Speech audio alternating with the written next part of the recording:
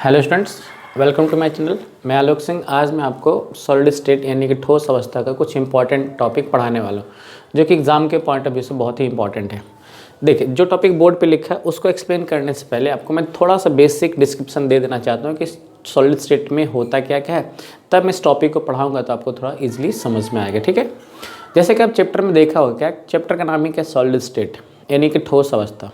और हम उम्मीद करते हैं कि आप ऑलरेडी एग्ज़ाम का समय चल रहा है तो आप बेसिक बातें जानते होंगे। जैसे कि सॉलिड जो होता है वो दो प्रकार का होता है। कौन कौन सा होता है? एक होता है क्रिस्टलाइन सॉलिड और एक होता है एमॉर्फस सॉलिड। हिंदी में उसको बोलते हैं क्रिस्टलीय ठोस और अक्रिस्टलीय ठोस कहते हैं। ठीक है, फिर हम ये जानते हैं क्या है कि क्रिस्टलाइन सॉलिड कितने प्रकार का होता है। तो ये होता है 4 प्रकार का। जैसे कि पहले वाले का नाम होता है आयनिक सॉलिड यानी कि आयनिक ठोस। ठीक है, कोवलेंट सॉलिड जिसको हम नेटवर्क सॉलिड भी कहते हैं, उसको हम हिंदी में संयोजक ठोस भी कहते हैं। तीसरा जो होता है धात्विक ठोस होता है, जिसको हम लोग हिंदी में इंग्लिश में मेटालिक सॉलिड भी कहते हैं। चौथा होता है आणविक ठोस, जिसको हम लोग इंग्लिश में मॉलिक्यूलर सॉलिड कहते हैं। और ये जो मॉलिक्यूलर सॉलिड है ये फिर से 3 प्रकार का होता है, जिसमें पहले वाले का नाम होता है पोलर सॉलिड्स यानी कि ध्रुवीय ठोस, दूसरे वाले का नाम होता है नॉन पोलर सॉलिड यानी कि अध्रुवीय ठोस, और तीसरा जो होता है इसमें उसको हम लोग कहते हैं हाइड्रोजन बॉन्डेड सॉलिड यानी कि हाइड्रोजन आबंधित ठोस। ठीक है, अब एक बात आपको मैंने यहाँ पर क्लियरली बता दिया कि सॉलिड जो होता है वो 2 प्रकार का है। फिर उसके अंदर क्या जानेंगे, क्रिस्टलाइन सॉलिड कितने प्रकार का होता है, तो वो 4 प्रकार का होता है। अब अगर एग्जाम में ये पूछ ले कि क्रिस्टल लैटिस कितने प्रकार का होता है, तो ये होता है 14 प्रकार का। किसने बताया था, ये भी आपको बता दे रहे हैं।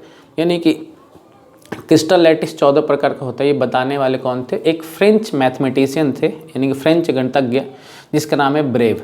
उन्होंने बताया था क्या कि हम पार्टिकल को यानी क्रिस्टलीय ठोस को हम 14 अलग अलग तरीक़ों से सजा सकते हैं। ठीक है, अब क्रिस्टलीय जालक का एक छोटा सा टुकड़ा जिसको हम लोग यूनिट सेल कहते हैं यानी कि हिंदी में हम लोग एकक कोष्टिका कहते हैं। ठीक है, लेकिन हमारे सिलेबस में सभी क्रिस्टलीय जालों को नहीं पढ़ना है, हमें सिर्फ पढ़ना है क्यूब को पढ़ना है यानी कि घन के बारे में पढ़ाई करना है। ठीक है, तो हम जो भी बोर्ड पे डिस्क्राइब करने वाले हैं अभी हम वो सिर्फ पढ़ेंगे, सिर्फ और सिर्फ क्यूब के लिए पढ़ेंगे।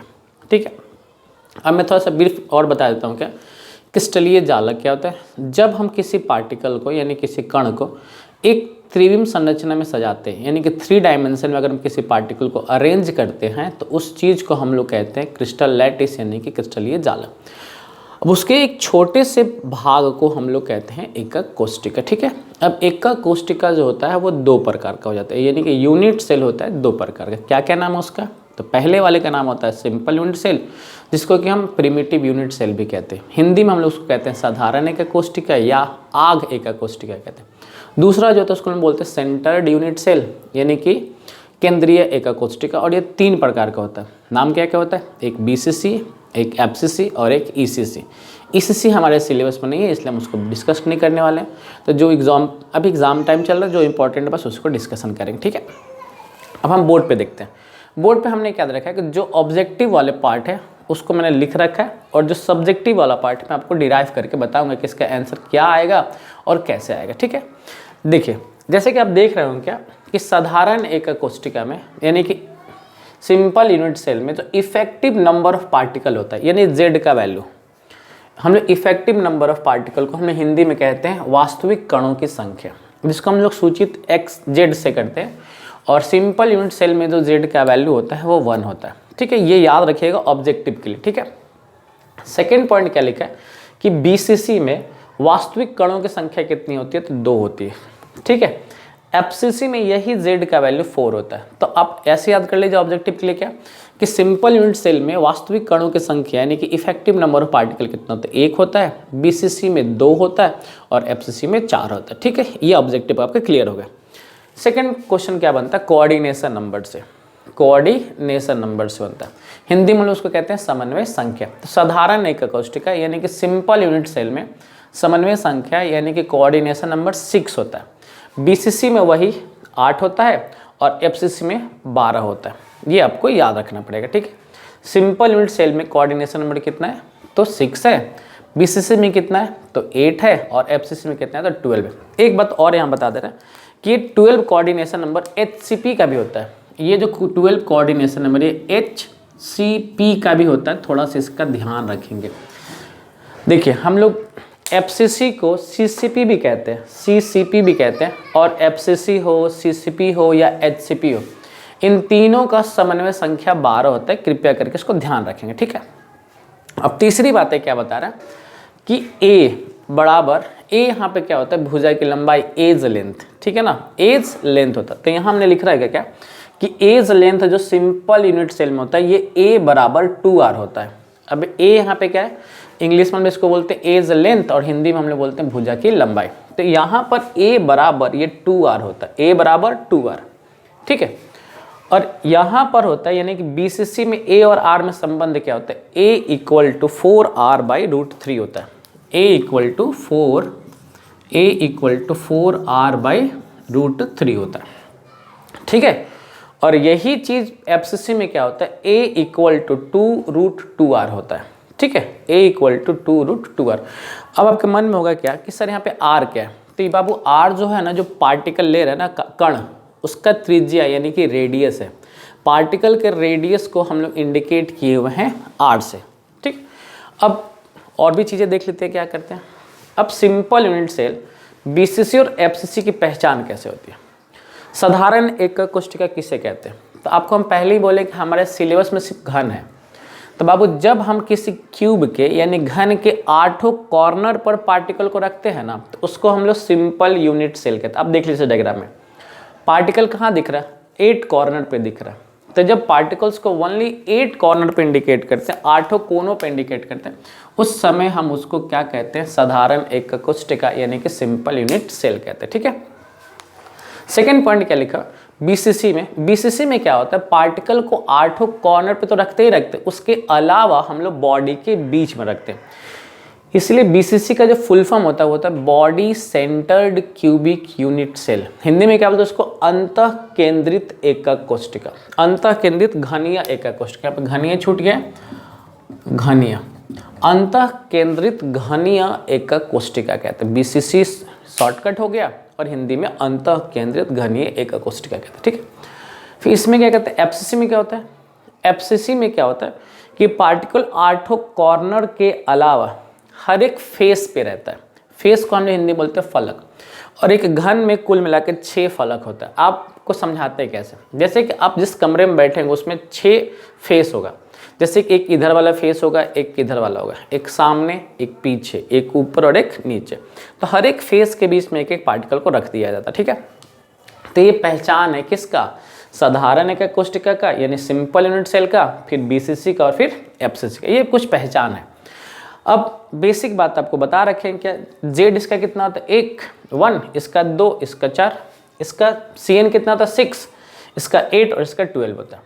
A और R में रिलेशन बता रखा। अब नीचे एक चीज़ लिखा गया है क्या, पैकिंग इफिशियंसी, यानी कि हिंदी में इसको बोलते हैं संकुलन क्षमता। अब एक बात को समझिए क्या, जो ये क्यूब पूरा खाली था ना घन, ये जो घन खाली था, अब इसको हम भरने का कोशिश कर रहे हैं, अब कैसे भरेंगे, तो आप देख लीजिए सिंपल यूनिट सेल में उसको भरने के लिए क्या किया जा रहा है, 8 कॉर्नर पे पार्टिकल को रख दिया जा रहा है। इमेजिन ऐसा कर लीजिए कि आपका जो घन है, क्यूब है, पूरा खाली है। अब पूरा खाली है, अब उसको भरने का कोशिश किया जा रहा है। अब भरने के कई तरीके हो सकते हैं। तो पहला तरीका क्या है कि पार्टिकल को 8 कॉर्नर पे रखा जाता है और रख करके देखा जाता है कि उसका कितना % भाग भर गया। तो आंसर जो मिलता है पैकिंग एफिशिएंसी का सिंपल यूनिट सेल में, वो मिलता है 52.4%। कितना %? 52.4%। अब एक बात बताइए, 52.4% भर गया तो खाली कितना रहेगा, तो 47.6% खाली रहेगा। अभी मैं इनको थोड़ा सा एक्सप्लेन करके डीपली बताऊंगा कि आया कैसे, ठीक है। वही BCC में जो भरता है, अब BCC में भरने का तरीका क्या बताओ, पार्टिकल को 8 जब कोना पर रख के भर रहा है तो कितना पार्ट भर पाए बताइए, क्यूब का 52.4%। अब उसको और ज़्यादा भरने के लिए पार्टिकल को 8 कॉर्नर के अलावा कहाँ रख देते हैं, एक बीच में रख देते हैं, तब देखते हैं कि कितना भाग उसका भर गया। उस समय भरता 68%, ठीक है। तो BCC का जो पैकिंग एफिशिएंसी यानी कि संकुलन क्षमता है वो 68% है। तो भाई खाली जगह कितना बचेगा, यानी कि वॉइड परसेंटेज, रिक्त प्रतिशत कितना बचेगा, तो 32% बचेगा, ठीक है।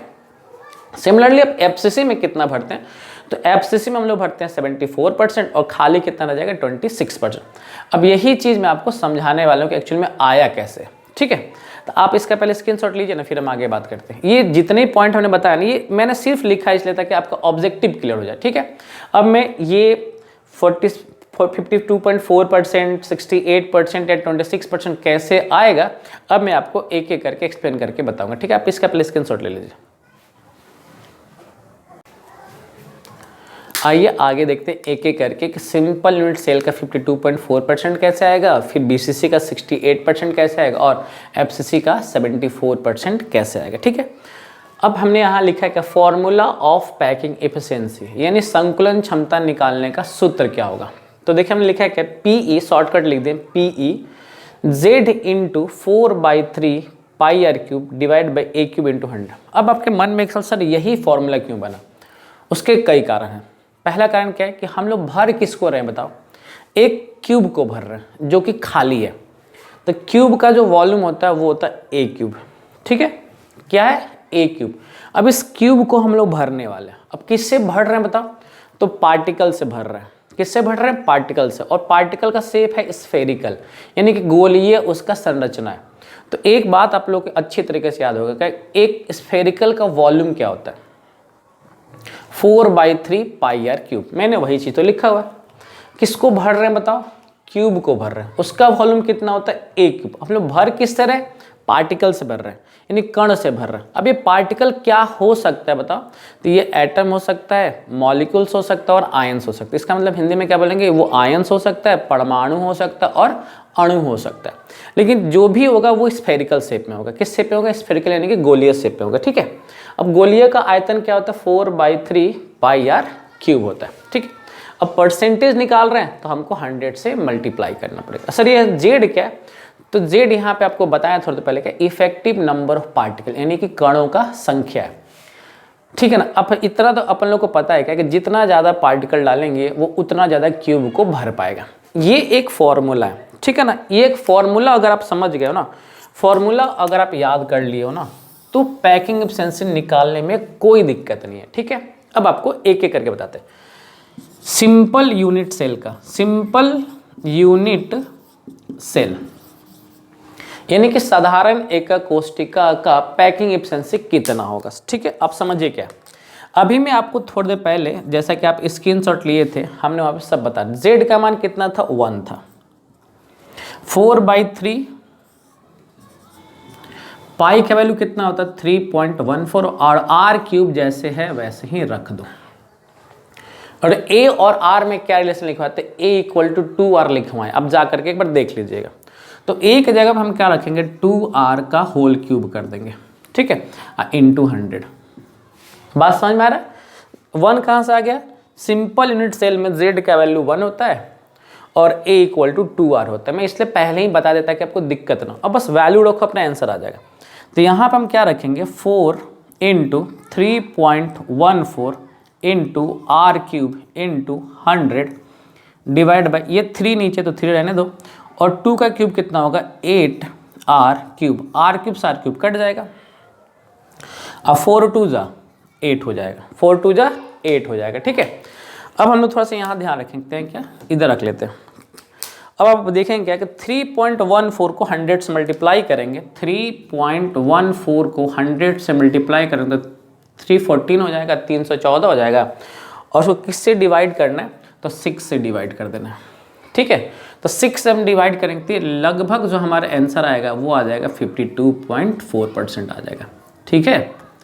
अब बताइए उस क्यूब का हम कितना भाग भर पाए बताओ, 52.4% भर पाए। तो कितना खाली रह गया, तो खाली रहने वाले जगह को हम बोलते हैं रिक्त प्रतिशत, यानी कि वॉइड एफिशिएंसी। वो कितना हो जाएगा, 47.6% हो जाएगा, ठीक है ना।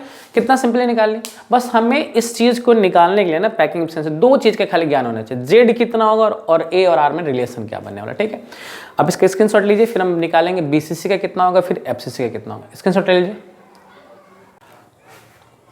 आइए अब हम लोग बीसीसी का निकालेंगे। किसका निकालेंगे, बीसीसी का, बॉडी सेंटर्ड यूनिट सेल का हम लोग निकालेंगे पैकिंग एफिशिएंसी। अब एक बार फिर पीछे जाकर देखिएगा बीसीसी में जेड का मान कितना था। तो बीसीसी में जो जेड का मान था वो था 2, ठीक है। अब 4/3 पाई का वैल्यू कितना रखते हैं, 3.14 और आर क्यूब जैसा था वैसा रहने दीजिए, यहाँ पे हम लोग 100 रख लेते हैं। और ए और आर में क्या संबंध था, तो ए इक्वल टू 4r/√3 था, 4r/√3। इसका आप होल क्यूब कर लीजिएगा, क्या कर लीजिए, 4r/√3 का होल क्यूब। अब मल्टीप्लाई करते हैं, 4 2 = 8, 4 2 = 8 यानी 4 दूनी 8, 314 को 100 से गुणा करेंगे तो 314 हो जाएगा। 3.14 को अगर हम 100 से मल्टीप्लाई करेंगे तो 314 आ जाएगा। अब जैसा r क्यूब था उसको रहने दीजिए, नीचे क्या आ जाएगा, 3 का 3 रहेगा। और 4r का क्यूब कितना होगा, 4r का क्यूब कितना होगा, तो 4 का क्यूब 64 होता है और r का क्यूब r क्यूब हो जाएगा। अब नीचे देखिए √3 है, तो √3 का क्यूब कितना होगा, 3√3 होगा, तो इसको हम ऊपर भेज देते हैं, 3√3 हो जाएगा। ठीक है, अब इसको सॉल्व करता, r क्यूब कट जाएगा, 8 8 = 64 हो जाएगा। ठीक है, अब आगे की कहानी को समझते क्या। अब हमें करना है क्या, अब 3 से 3 कट जाएगा, अब बचा क्या देखिए, तो ऊपर 314 बचा है, क्या बचा है, 314 और कुछ नहीं बचा, देख लीजिए 8 से 8 8 = 64 हो गया, ऊपर कुछ बचा नहीं है, तो यहाँ क्या बचा है, 314√3, नीचे क्या बचा है, 8, क्या बचा है, 8। अब एक बात आपको बता, √3 का जो वैल्यू होता है वो होता है 1.732, ये होता है 1.732 और 8 से डिवाइड कर लीजिएगा।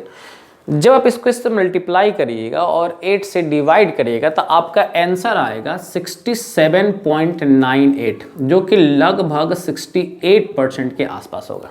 ठीक है, तो इसका वॉइड एफिशिएंसी कितना हो जाएगा, 32% हो जाएगा। ठीक है, आपको साफ साफ दिख रहा है कैसे निकाल रहा है, कुछ नहीं करना यार, z का मान 2 रख दो और यहाँ a और r में कैलकुलेशन था तो a = 4r/√3 बताए हुए हैं, आप यहाँ पर 4r/√3 का क्यूब कर लीजिएगा, बाकी कहानी आपको समझ में आ गया। आपका आंसर कितना आ जाएगा, 68% आ जाएगा। आप इसका स्क्रीनशॉट ले लीजिए, फिर हम लोग बात करेंगे FCC का। ठीक, आइए अब हम FCC के बारे में जानते हैं। FCC में कुछ नहीं करना, फॉर्मूला याद है। FCC में z का मान कितना रखे थे बताएंगे, FCC में z का मान था 4, बाकी जैसा लिखा है 4/3, पाई का वैल्यू 3.14 रख लेते हैं, और r क्यूब जैसा था वैसे रख लीजिए और 100 जैसा था वैसे रख दीजिए। और a और r में कैलकुलेशन था, a = 2√2r था, तो हम यहाँ पे लिखते हैं 2√2r का होल क्यूब। ठीक है, अब आगे बात करते हैं। 4 4 = 16, 6 का 16, और 3.14 को 100 से मल्टीप्लाई करेंगे 314 आ जाएगा, और r क्यूब जैसा था वैसा रहने दीजिए। 3, अच्छा 2 का क्यूब कितना होगा, तो 8 हो जाएगा, और √2 का क्यूब कितना होगा, तो 2√2 हो जाएगा। क्या हो जाएगा, 2√2 और r क्यूब कट जाएगा। अब मुझे ये बात बताइए, 8 2 = 16, ये कट जाएगा तो इससे कट जाएगा। अब क्या बच रहा है आप गौर से देखिएगा, PE बराबर क्या हो जाएगा, 314 डिवाइडेड बाई, आप देखिए क्या है, 3√2 है, 3√2। अब आपको एक पता होना √2 का वैल्यू कितना होता है, तो √2 का जो वैल्यू होता है 1.414 होता है। ठीक है, अब आप क्या करेंगे, इन दोनों को मल्टीप्लाई करेंगे, जो भी वैल्यू आएगा इससे 314 को डिवाइड कर देंगे तो आपका आंसर आ जाएगा 74.02%, जो कि लगभग 74% है। तो वॉइड एफिशिएंसी कितना हो जाएगा, 26% हो जाएगा। मैं दोबारा बता दे रहा हूँ कि हम लोग क्या, FCC में z का मान 4 रख देना है, बाकी जो था जैसे रख देना, और a और r में कैलकुलेशन था a = 2√2r है, a = 2√2r, तो 2√2r का क्यूब करेंगे तो 2 का क्यूब 8 हो जाएगा, और √2 का क्यूब करेंगे तो 2√2 आ जाएगा। ठीक है, तो 8 2 = 16, 16 से 16 कट जाएगा।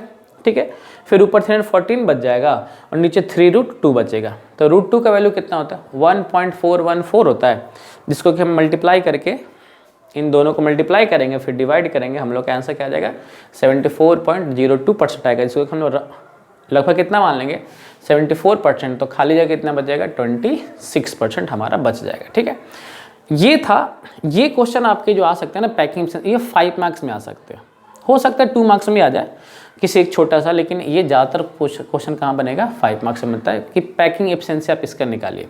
किसका भाई, या तो सिंपल यूनिट सेल का पूछ लेगा, या तो BCC का पूछ लेगा, या तो FCC का पूछ लेगा। तो उसी स्टूडेंट से ये क्वेश्चन बन पाएगा जिनको ये पता होगा कि सिंपल यूनिट सेल में ए और आर में क्या रिलेशन होता है, या बीसीसी में क्या होता है, या एफसीसी में क्या होता है, या और दूसरा क्या होना चाहिए, जेड का वैल्यू कितना होता है। ठीक है, तो फॉर्मूला आपको क्या कह रहा है कि जेड पता होना चाहिए और ए पता होना चाहिए। ठीक है, वैल्यू रखेंगे हम लोग का आंसर धीरे सीधे सीधे आ जाएगा। इस चैप्टर से जो न्यूमेरिकल वाला पॉइंट बनता है, एक है डेंसिटी वाला टॉपिक। ठीक है, आप इसके स्क्रीनशॉट लीजिए, फिर हम डेंसिटी वाले टॉपिक को भी करवा देते हैं। आइए जानते हैं डेंसिटी के बारे में, यानी घनत्व। इंग्लिश में उसको क्या बोलते हैं, डेंसिटी। अब इसको इंडिकेट करते हैं हम लोग डी से। और यहाँ जितने लोग क्लास देख रहे होंगे उनको डेंसिटी इक्वल टू तो पता होता क्या है। तो डेंसिटी इक्वल टू क्या होता है, मास बाई वॉल्यूम, यानी द्रव्यमान बटा आयतन। तो हम यहाँ पे मास बाई वॉल्यूम लिख दे रहे हैं। हिंदी में क्या लिखते हैं, द्रव्यमान बटा आयतन। ठीक है, ये बात आपको पता चल चुका। इसको मुझे शॉर्टकट लिखना हो तो D इक्वल टू क्या लिखेंगे, m बाई भी लिखेंगे। ये हमारा एक फॉर्मूला होगा, लेकिन NCERT बुक में ये फॉर्मूला दिया ही नहीं है। फॉर्मूला तो ये होता है, सबने पढ़ा होगा, हर एक चाहे फिजिक्स पढ़ा हो या केमिस्ट्री पढ़ा हो या मैथ पढ़ा होगा। डेंसिटी इक्वल टू क्या होता है, मास बाई वॉल्यूम हो जाता है। ठीक है, तो बुक में फॉर्मूला क्या दिया हम एक करके डिस्कशन करते हैं। यहाँ जो m है ना वो गिवन मास है, जो क्वेश्चन में दिया रहेगा। ठीक है, अब हम आगे बात करते हैं। देखिए, आप जितने लोग क्लास देख रहे हैं उनको एक शब्द सुना होगा, मोल क्या होता है। तो मैं इसको कोरिलेट कर रहा हूँ बुक्स वाले फॉर्मूला से। तो नंबर ऑफ मोल बराबर क्या होता है, given mass by molar mass. क्या होता है, गिवन मास को इंडिकेट हम लोग करते हैं स्मॉल m से, और एक होता है मोलर मास जिसको हम लोग इंडिकेट करते हैं कैपिटल M से। हिंदी में क्या बोलते हैं, दिया गया भार बटा में मोलर भार। घबराना नहीं है, दिया गया भार बटा में मोलर भार। एक फॉर्मूला और आपने पढ़ा होगा, number of mole equal to क्या भाई, नंबर ऑफ पार्टिकल जिसको हम लोग जेड से इंडिकेट कर रहे हैं यहाँ पे, और एवोगाद्रो नंबर। ये कितना होता है, 6.022 10 का पावर 23। यही पढ़ा होगा। ये दोनों ही फॉर्मूला ना क्लास 9th में पढ़ लिया होगा। अगर 12th 11th में नहीं पढ़ा, 12th में नहीं पढ़ा, तो ये 9th का ही टॉपिक है। अब आप देख रहे हो क्या, दोनों ही फॉर्मूला नंबर ऑफ मोल निकालना क्या है। गिवन मास का मतलब क्या होता है, दिया गया भार। ठीक है, मोलर मास का मतलब क्या, मोलर भार की बात कर रहे हैं। अब हम लोग LHS इक्वल है क्या, RHS इक्वल कर लेते हैं। तो जैसे हम RHS इक्वल करेंगे तो आप देख सकते हैं क्या कि हमारा क्या बनेगा, छोटा m डिवाइड बाई बड़ा m और z बाई na बनेगा। अब हम इस m के जगह पे क्या कर सकते हैं बताइए, तो हम यहाँ पर इस m के जगह पे क्या लिख सकते हैं, m इक्वल टू लिख सकते हैं z into capital M by na। बस इसी चीज़ को यहाँ रख देंगे, हम लोग का डेंसिटी वाला फॉर्मूला आ जाएगा जो कि बुक में दिया हुआ है। क्या दिया पता, d इक्वल टू क्या हो जाएगा, z into M by na। अब भी के जगह पे क्या लिखेंगे, ये तो आयतन है, वॉल्यूम है, तो क्यूब का वॉल्यूम कितना होता है, a क्यूब। तो हमारे बुक में ये वाला फॉर्मूला दिया हुआ है। ठीक है, सिंपल सा। अब यहाँ से ऑब्जेक्टिव क्वेश्चन में बिहार बोर्ड में पूछ लेता है क्या कि डेंसिटी का फॉर्मूला क्या होता है। थोड़ा सा ध्यान दे दीजिएगा, फॉर्मूला या तो ये भी दे सकता है और ये भी दे सकता है। तो आपका कॉन्सेप्ट क्लियर होना चाहिए कि इससे ये फॉर्मूला कहाँ से बना। ठीक, कुछ लोगों के मन में अक्सर ये फॉर्मूला आया कहाँ से, कैसे आया, तो आपको हमने सब बता रखा है कि फॉर्मूला बन कैसे आ रहा है। ठीक है ना, तो कैसे आ रहा है, m बाई भी actual formula, z m a cube into. अब यहाँ पे z क्या है, सिंपल यूनिट सेल रहेगा। क्वेश्चन में अगर सिंपल यूनिट सेल दिया है तो z का मान 1 रखेंगे, FCC बोल दिया, CCP बोल दिया तो आप z का मान 4 रखेंगे। अगर BCC बोल दिया प्रश्न में तो z का मान 2 रखेंगे। m आपका मोलर मास है, यानी या तो एटॉमिक मास होगा या तो मोलर मास होगा, यानी कि परमाणु भार होगा या तो मोलर भार होगा, आपको दिया रहेगा। और a आपको पता भुजा की लंबाई है, वहाँ से रख लीजिएगा। और na का कितना होता है, 6.02 10 का पावर 23। तो आई होप इस चैप्टर से जो न्यूमेरिकल वाले पार्ट थे मैंने बता रखा है कि कैसे आएगा। ठीक है, अब इसमें जो न्यूमेरिकल आया है मैंने बिहार बोर्ड का जो मॉडल पेपर 1, 2, 3, 4 जो 4 सेट हमने करवा रखा है, इससे संबंधित जो प्रश्न बना है मैंने वहाँ पर ऑलरेडी करा रखा है। आप वहाँ जा करके देख सकते हैं कि इससे क्वेश्चन क्या बन सकते हैं। वैसे आपको कॉमन सेंस तो कह रहा है कि इसमें बताइए, इस फॉर्मूला को आप देख लीजिए, बताइए यहाँ पे कितना वेरिएबल है, 5, 1 2 3 4 5। 5 इसमें मत बोलिएगा, इसमें वेरिएबल 4 बोलिएगा। क्यों, क्योंकि ए ने फिक्स, ए ने बदल नहीं सकता। तो बचा कितना, 1 2 3 और 1 4। इन्हीं चारों में से कोई 3 वैल्यू हम लोगों को दे देगा और चौथा वैल्यू हमसे पूछ लेगा, ठीक है। जैसे बोल दिया कि FCC है, तो जैसे बोला FCC क्वेश्चन में कि Z दे दिया, Z का मान कितना होगा 4। बोला कॉपर है, तो कॉपर जैसे बोला ना, तो कॉपर का द्रव्यमान कितना होता है 63.5, क्वेश्चन में दिया रहेगा।